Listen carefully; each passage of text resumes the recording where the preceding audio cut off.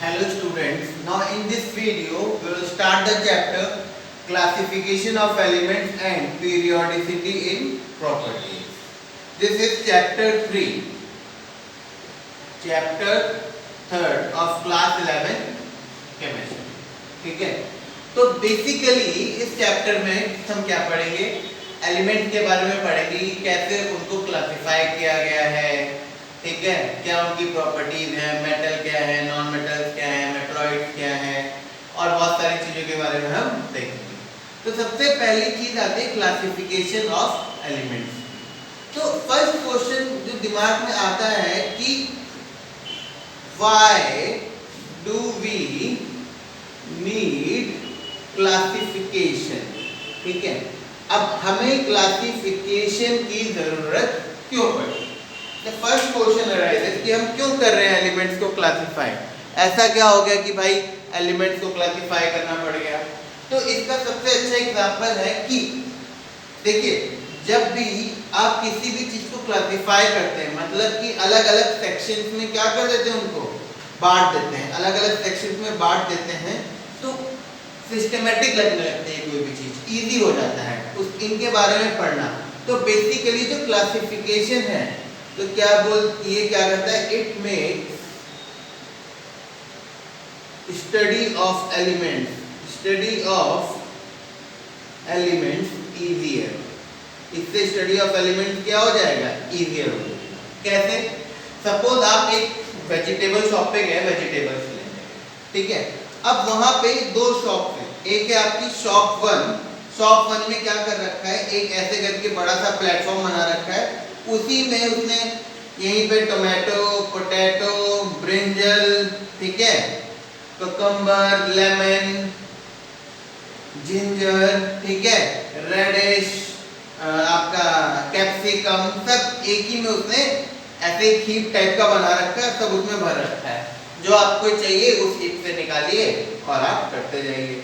अच्छा, शॉप 2 में क्या कर रखा है उसने कि ये एक सेक्शन उसने बना रखा है ऐसे करके, यहाँ पे क्या है, पोटैटो, अनियन, गार्लिक, ठीक है।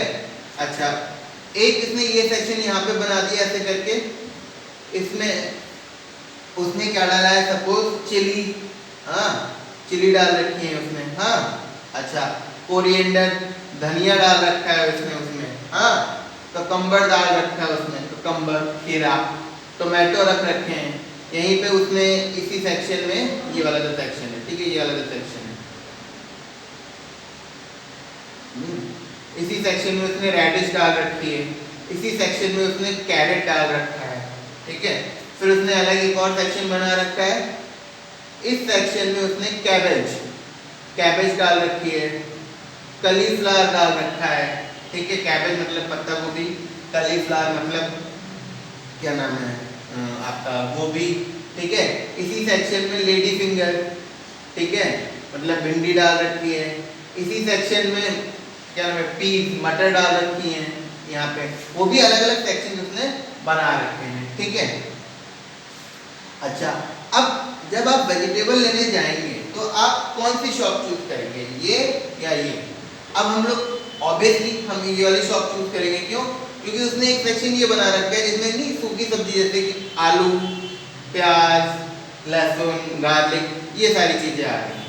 यहाँ पे सैलेड रिलेटेड चीजें जनरली आ रही हैं, ठीक है, चिली हो गया, कुकुम्बर हो गया, रेडिश हो गया, टोमेटो हो गया, ठीक है, ये उसने देख रहा है सैलेड का सेक्शन उसने बना रखा है। ये ग्रीन वेजिटेबल्स हो गई, ठीक है, cabbage, cauliflower, lady finger, peas, तो ऑब्वियसली ये क्या है आपको, अब उसने यहाँ पे बोर्ड लगा रखा है ग्रीन वेजिटेबल्स, हाँ, सैलेड, और इस टाइप से 3 उसने बोर्ड लगा रखे हैं। अब आपको पता है अगर आपको सैलेड चाहिए तो आपको इस और इस सेक्शन में जाने की जरूरत नहीं है, इसी सेक्शन में आप देखेंगे, हाँ। अगर आपको ग्रीन वेजिटेबल चाहिए तो आपको इन दोनों सेक्शन में जाने की जरूरत नहीं है, आप इसी सेक्शन में सर्च करेंगे। बट यहाँ पे क्या है, कुछ भी चाहिए आपको ढूंढना पड़ेगा, इसकी हीप में आपको क्या करना पड़ेगा, ढूंढना पड़ेगा। तो यहाँ पे आपको वेजिटेबल चूज करना क्या हो गया, सेकेंड शॉप में इजी हो गया, है ना। बट फर्स्ट शॉप में जो सिचुएशन है बहुत ही चैओटिक है, मतलब कि बहुत ही कंफ्यूजिंग है। तो इसीलिए जब हमने क्लासिफाई कर दिया तो क्या हो गया, आपका इजी हो गया थोड़ा सा, ठीक है। तो इसीलिए हमें एलिमेंट्स की भी क्लासिफिकेशन की जरूरत पड़ी, जिसमें कि उनकी स्टडी क्या हो जाए, इजी हो जाए, जिसमें कि उनकी स्टडी क्या हो जाए, इजी हो जाए। ठीक है, अब एक आए आपके 1829 में। अब हम देखते हैं किस तरीके से क्लासिफिकेशन शुरू हुआ। भाई जब आप क्लासिफाई करेंगे, ऐसा तो है नहीं एकदम से आप परफेक्टली क्लासिफाई कर लेंगे। पहले आप कुछ क्लासिफिकेशन का पैटर्न ढूंढेंगे, उसमें कुछ मतलब प्रोज होंगे, कुछ कॉन्स होंगे, मतलब कुछ एडवांटेजेस होंगे, कुछ डिसएडवांटेजेस होंगे। फिर उन डिसएडवांटेज को ओवरकम करने के लिए आप कोई नए तरीके से क्लासिफिकेशन करेंगे, फिर उसमें कुछ होगा।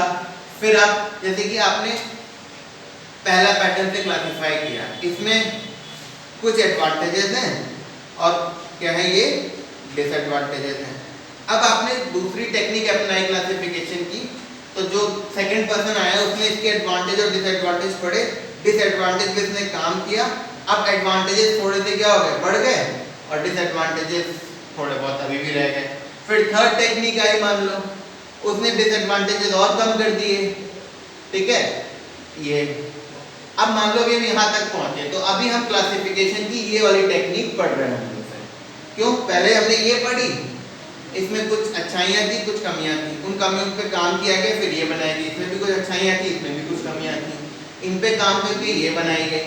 इसमें भी कुछ अच्छाइयाँ हैं और कुछ कमियाँ हैं, बट इनकी जो कमियाँ हैं अभी इस पे काम चल रहा है।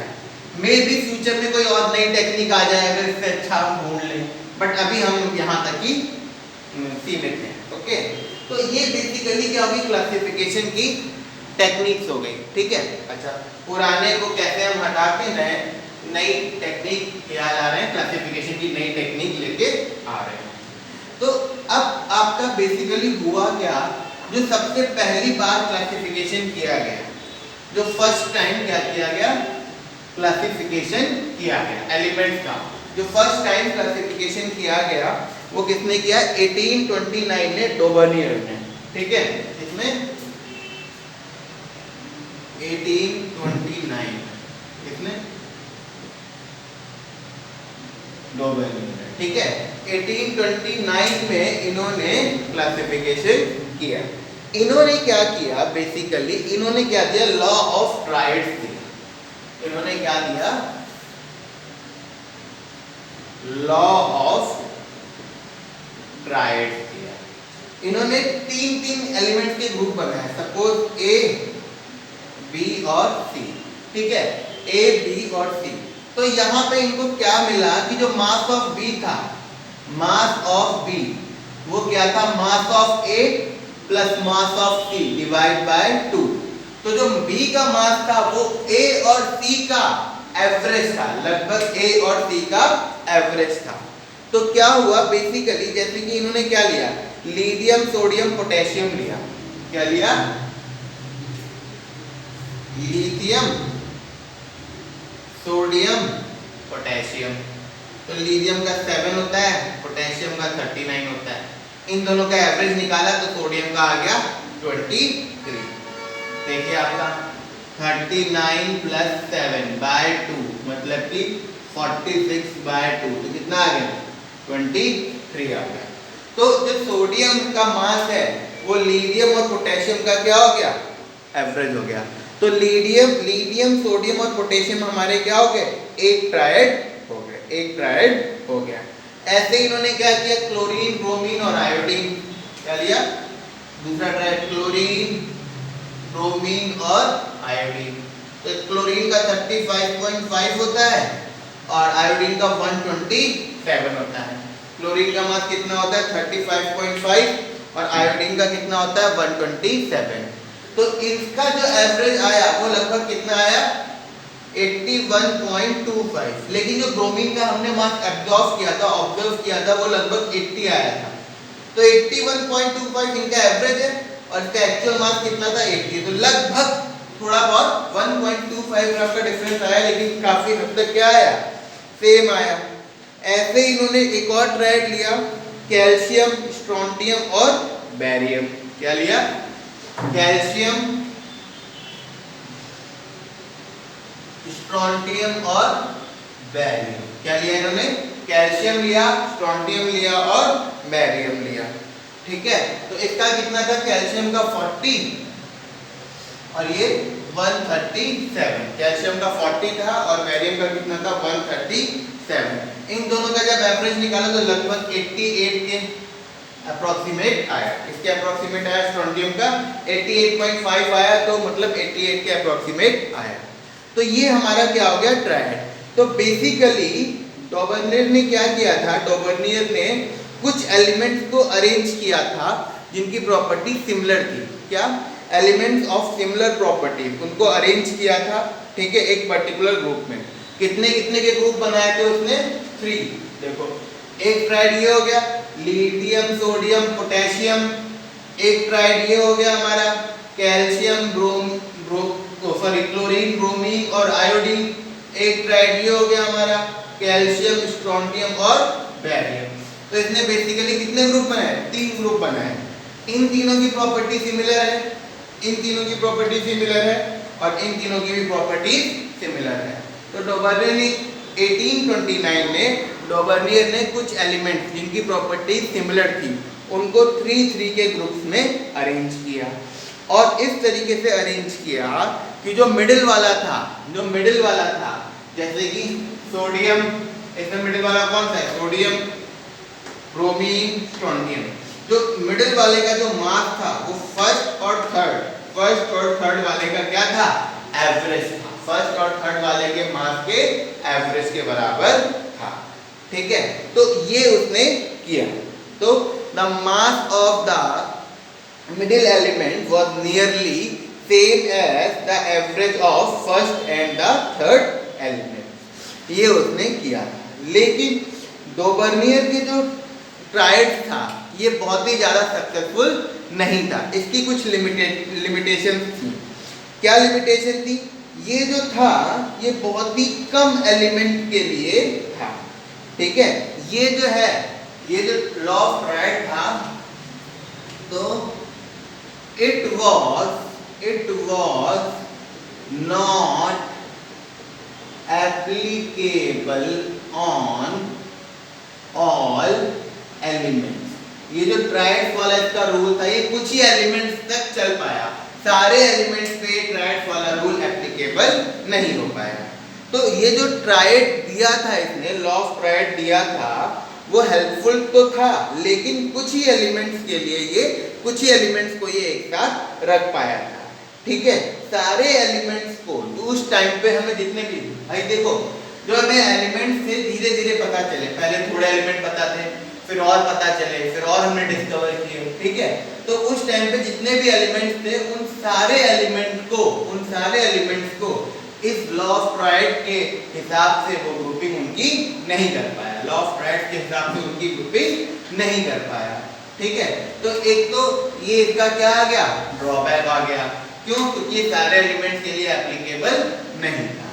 तो इसीलिए इसको हमने बाद में छोड़ दिया, अब इसके बाद कौन है, न्यूलैंड है, ये लेके आए लॉ ऑफ ऑक्टेव्स, ठीक है। अब डॉबर्नियर के बाद कौन है, न्यूलैंड।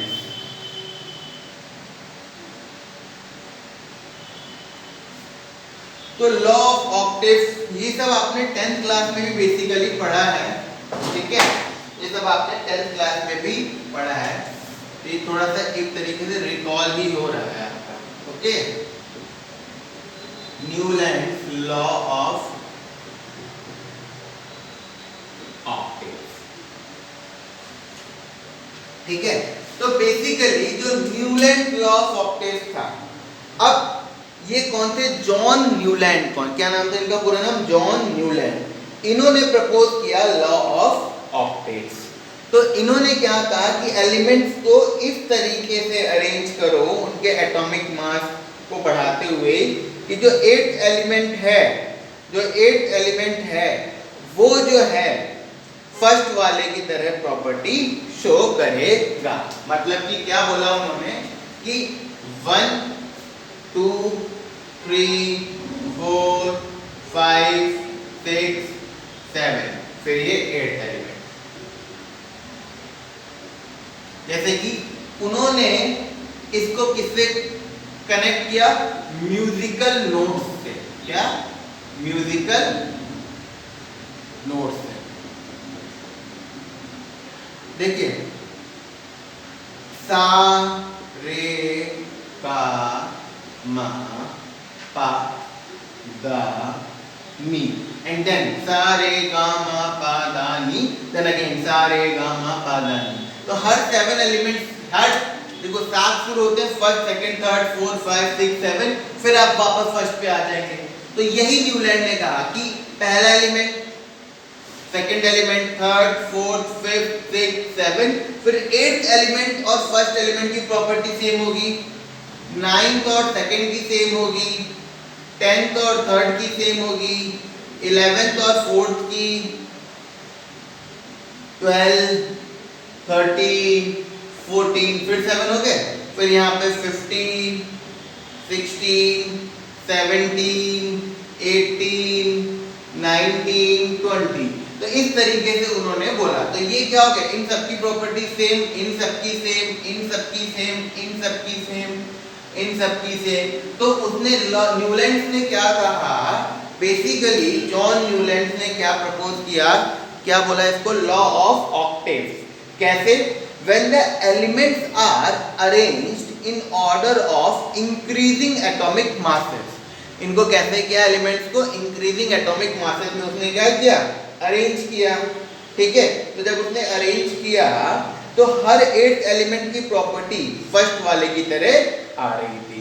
तो उसने इसको क्या बोला, लॉ ऑफ ऑक्टेव्स बोला। यही रिलेशनशिप हमारी म्यूजिकल नोट्स में भी एग्जिस्ट करती है। जैसे कि क्या है आपका, lithium, beryllium, boron, carbon, nitrogen, oxygen, fluorine. क्या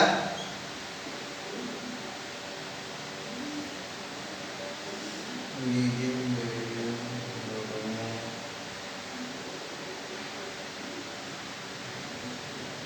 then carbon, nitrogen, oxygen, fluorine. ठीक है, तो ये हमारे क्या है, फर्स्ट 7 एलिमेंट्स हैं मान लो। ठीक है, क्या है, लिथियम, इसका एटॉमिक मास कितना है 7, फिर 9, क्या है आपका, इसका एटॉमिक मास होता है 7 9 11 12 14 16 एंड 19। ये हमने क्या, increasing order of atomic mass में क्या किया, अरेंज किया। अब इसके बाद देखिए 7 हो गया, अब 8th एलिमेंट की प्रॉपर्टी किसकी तरह होगी, 8th एलिमेंट, यहाँ पे क्या आ जाएगा आपका, सोडियम, मैग्नीशियम, एल्यूमिनियम, देखिए सॉरी एल्यूमिनियम। ठीक है, अब आप देखिए जो आपका 8th एलिमेंट है सोडियम है, उसकी प्रॉपर्टी लिथियम की तरह है। 9th एलिमेंट मैग्नीशियम, उसकी प्रॉपर्टी बेरिलियम की तरह है।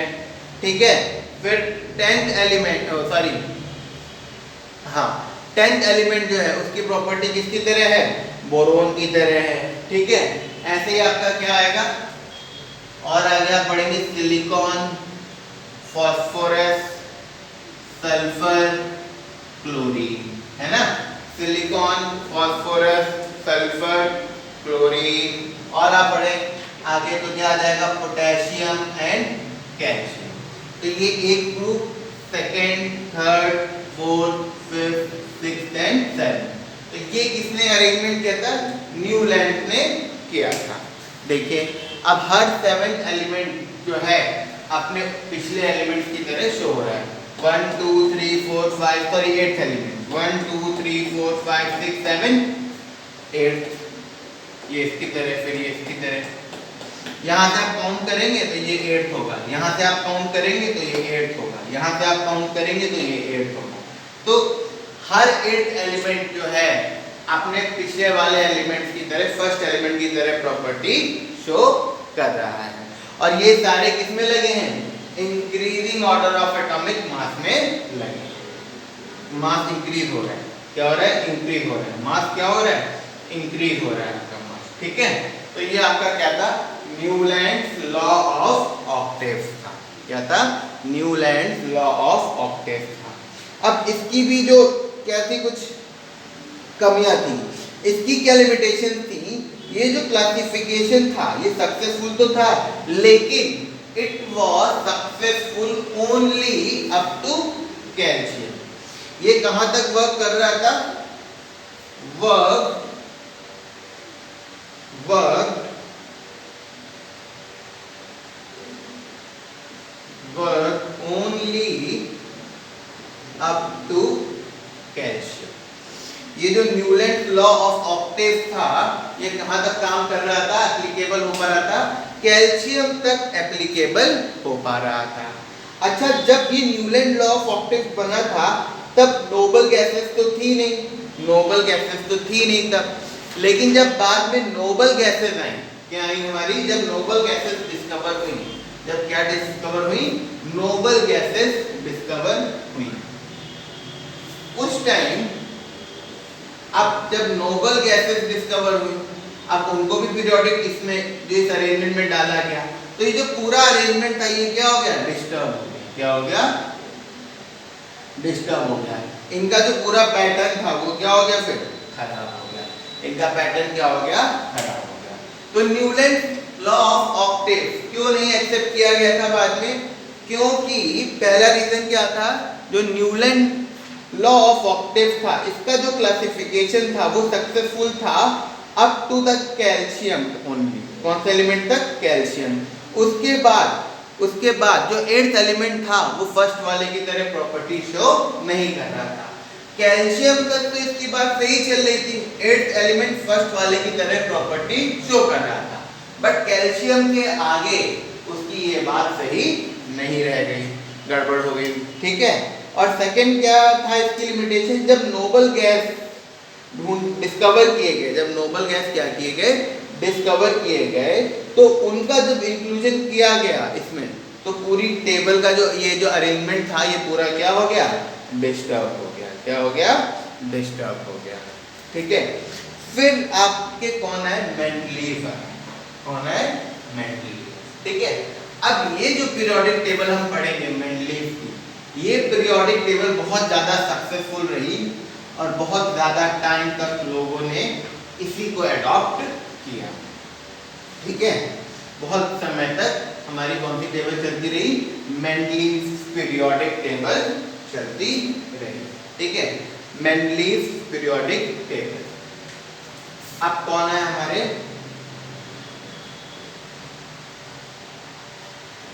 मेंडलीव। ठीक है। तो इन्होंने जो अरेंजमेंट किया, इन्होंने पहले एक बात कही, क्या? द फिजिकल, क्या कहा इन्होंने? The physical and chemical properties, the physical and chemical properties of an element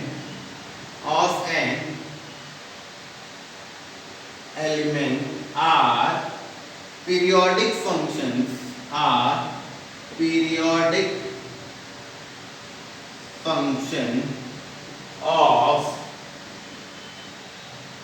atomic mass। क्या है? The physical and chemical properties of an element are periodic function of their atomic masses। ये उन्होंने बोला। अब इसका मतलब क्या है? बेसिकली जैसे कि फिजिकल प्रॉपर्टीज हमें पता है, बॉइलिंग पॉइंट, मेल्टिंग पॉइंट, मास, कलर, लस्टर। केमिकल प्रॉपर्टीज क्या है? कि कैसे वो रिएक्ट कर रहा है, ठीक है, इलेक्ट्रोनेगेटिव, इलेक्ट्रोपॉजिटिव, बहुत सारी चीजें। तो ये जो है ये इस पे डिपेंड करती है, एटॉमिक मास पे डिपेंड करती है। और उसका क्या है? Periodic function. देखो, जब भी हम वर्ड यूज करते हैं पीरियोडिक, दैट मीन्स आपका एक पैटर्न फॉलो हो रहा है। पीरियोडिक का मतलब जैसे अगर मैं बोलूं पीरियोडिक मोशन, तो आप यहाँ से यहाँ गए, फिर यहाँ से यहाँ, फिर यहाँ से यहाँ, जैसे सर्कुलर मोशन है, बार बार आप वही एक पैटर्न फॉलो करते हैं, एक रूटीन फॉलो करते हैं, तो वो क्या हो गया? पीरियोडिक हो गया। क्या हो गया? पीरियोडिक हो गया। तो ऐसे ही यहाँ पे भी क्या हो रहा था? पीरियोडिक फंक्शन क्यों बोला गया? कि जैसे एक property 1, property 2, property 3, property 4, property 5, हाँ, उसके बाद फिर रिपीट होना शुरू हो जाएंगी प्रॉपर्टी।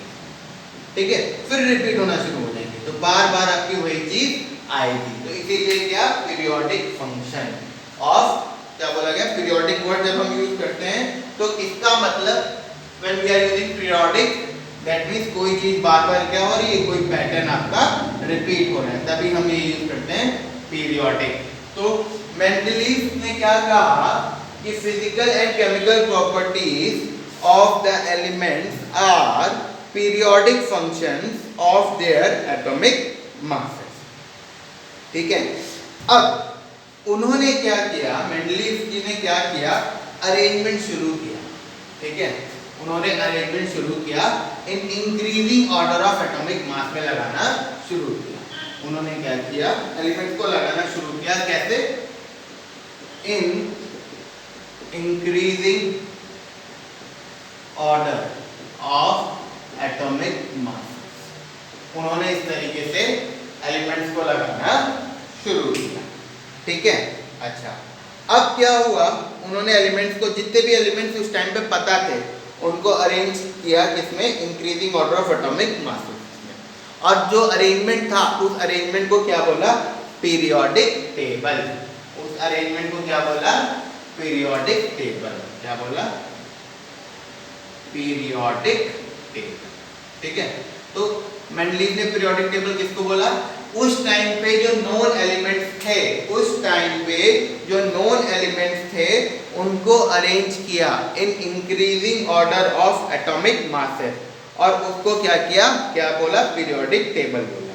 ठीक है, अच्छा, जो एलिमेंट्स थे, जो जिनकी प्रॉपर्टी सेम थी, उनको वर्टिकल रोज में बोला गया ग्रुप।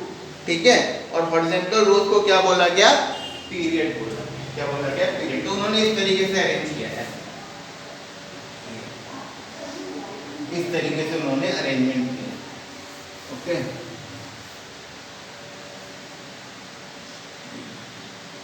इस टाइप से कुछ अरेंजमेंट था।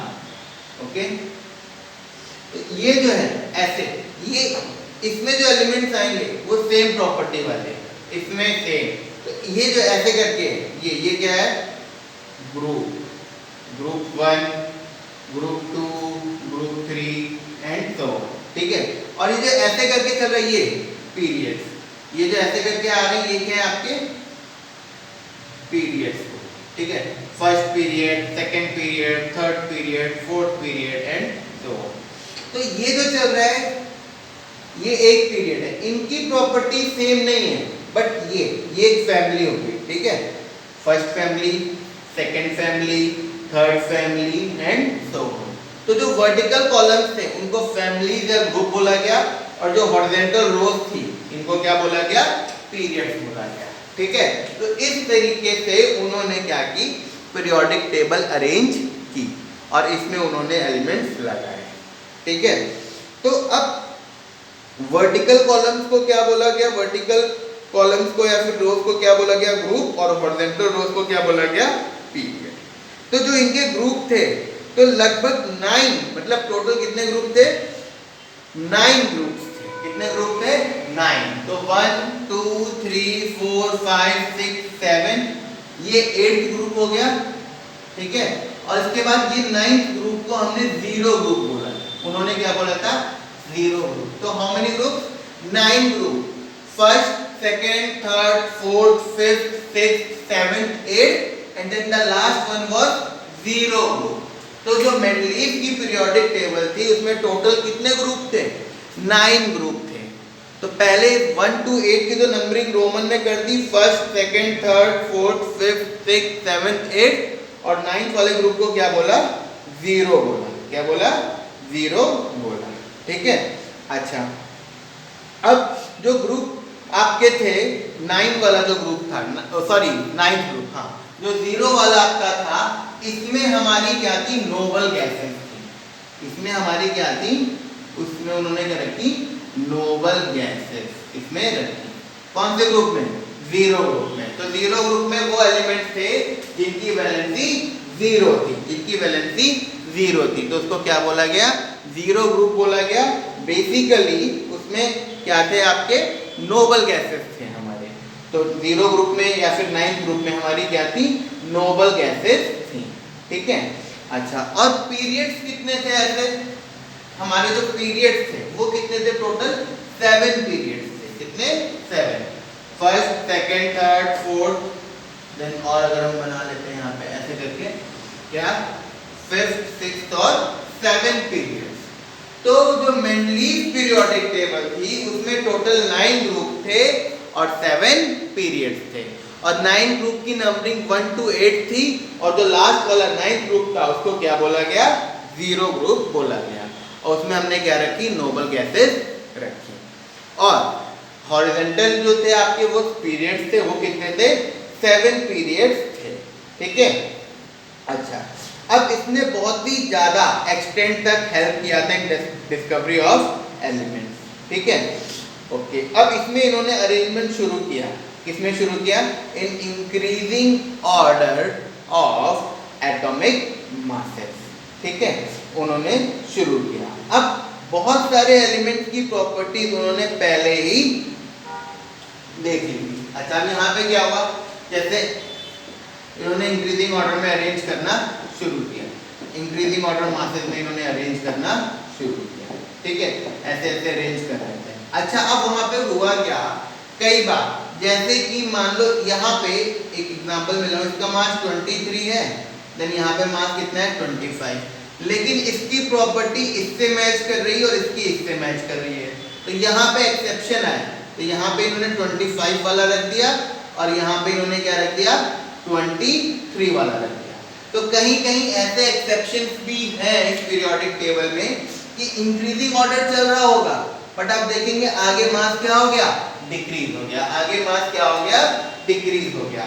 तो ये एक एक्सेप्शन था इनकी पीरियोडिक टेबल का कि ये स्ट्रिक्ट नहीं रहे उस चीज पे। स्ट्रिक्ट क्यों नहीं रहे, इन्होंने मेन ध्यान किस चीज पे दिया, मेन ध्यान किस चीज पे दिया,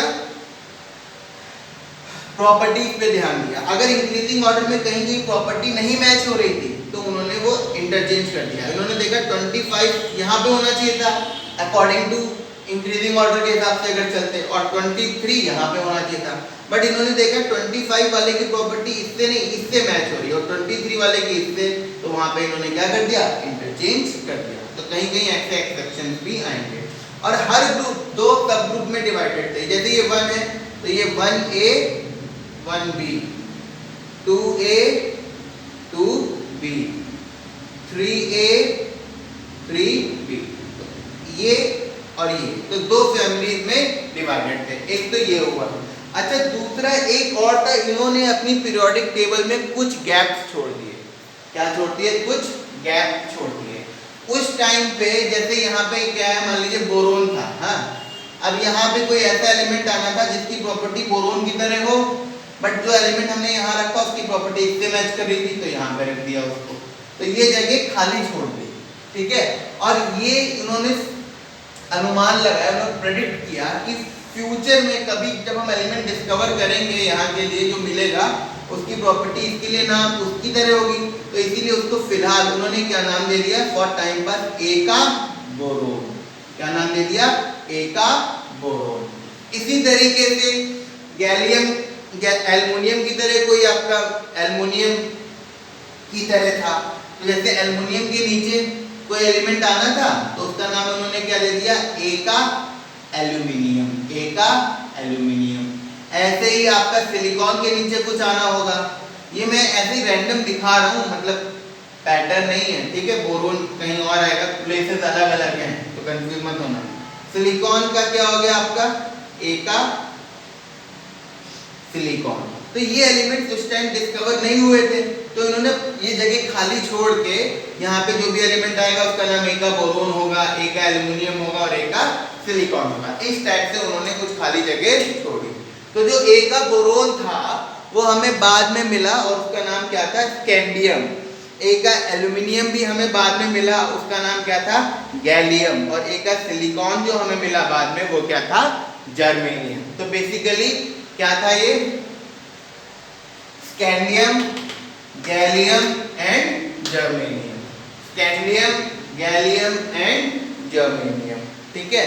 तो ये हमारी क्या थी, मेंडलीव पीरियोडिक टेबल। और ये बहुत ही ज्यादा सक्सेसफुल थी, बहुत ज्यादा टाइम तक लोगों ने इसको अडॉप्ट किया और बहुत ज्यादा टाइम तक, क्योंकि जब ये पीरियोडिक टेबल आई थी उस टाइम पे हमें एटॉमिक नंबर के बारे में नहीं पता था। उस टाइम पे हमें एटॉमिक नंबर के बारे में नहीं पता था, इसीलिए जो इनका मास वाला कॉन्सेप्ट था उसी कॉन्सेप्ट के हिसाब से चल रहे थे। अच्छा, इनमें क्या इनकी पीरियोडिक टेबल में क्या डिफेक्ट था? सबसे पहली प्रॉब्लम थी हाइड्रोजन की पोजीशन नहीं डिसाइड हो पा रही थी। अब हाइड्रोजन जो था हमारा, हाइड्रोजन की पोजीशन क्यों डिसाइड नहीं हो पा रही थी? बेसिकली हाइड्रोजन जो है, हाइड्रोजन जो था फर्स्ट ग्रुप वालों की तरह भी बिहेव कर रहा था और एट्थ ग्रुप वालों की तरह, ठीक है, मतलब कि अल्कली मेटल्स, अल्कली मेटल्स मतलब सोडियम पोटेशियम इनकी तरह भी प्रॉपर्टी शो कर रहा था, और हाइड्रोजन किसकी तरह?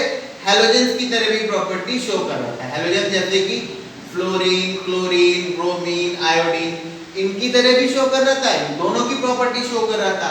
अब मेंडलीव को कंफ्यूजन हो गया कि हाइड्रोजन को कहां प्लेस करें, तो मेंडलीव पीरियोडिक टेबल हाइड्रोजन की सही पोजीशन नहीं बता पाती है। तो hydrogen resembles as alkali metals and halogen, alkali metals की तरह भी प्रॉपर्टी शो करता है और हैलोजन की तरह भी, तो इसीलिए इसकी पोजीशन श्योर नहीं थी, ठीक है।